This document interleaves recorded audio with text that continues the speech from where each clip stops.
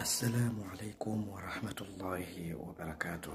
الحمد لله رب العالمين والصلاة والسلام على رسول الله صلى الله عليه wasallam. Leo tutaelezana kuhusu moja kati ya wanawake ambao kwamba wamelaaniwa na Mola Subhanahu wa Ta'ala.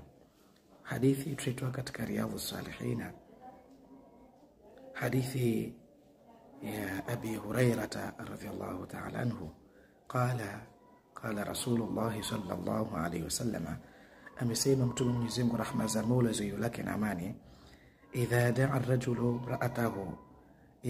ar-rajulu imra'atahu, anapoita mwanamume kumuita mkewe, ila firashi, kuja kwenye kitanda chake.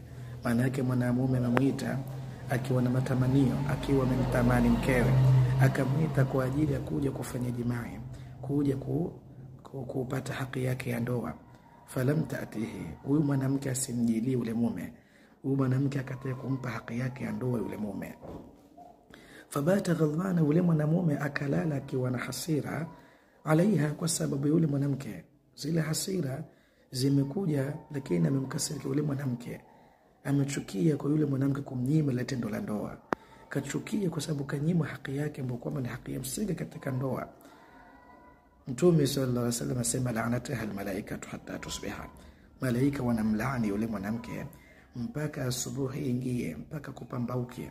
Kwa hiyo mwanamke wewe kwamba ataitwa na mumewe, lakini aone kwamba kule kuitwa na mumewe si jambo, ashindwe kumshughulikia, kumpatia haki yake ya ndoa, asimpatie mapenzi, kwa ufupi yule mume asimpatie tendo la ndoa, amkatalie yule mwanamke, amkatalie yule mume, ndio kukigura kitanda cha mumewe. Mwanamke huyu analala usiku ule mpaka alfajiri inaingia, wakati malaika wa Mola Subhanahu wa Ta'ala wanamlaani yule mwanamke. Kwa hiyo mwanamke huyu ni katika wanawake ambao kwamba wamelaaniwa na Mola Subhanahu wa Ta'ala na malaika. Sababu malaika ukikulaani, maana yake wanakutakia laana kwa Mola Subhanahu wa Ta'ala.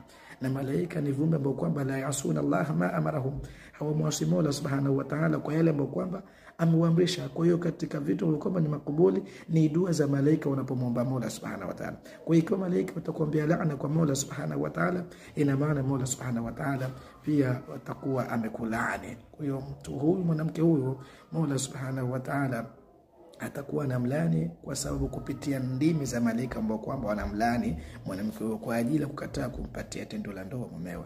Asante, jazakumullahu khaira. Subscribe, comment, share kwa ajili ya kuendeleza ukumbusho wa dini yetu ya Uislamu. Asante, jazakumullahu khaira.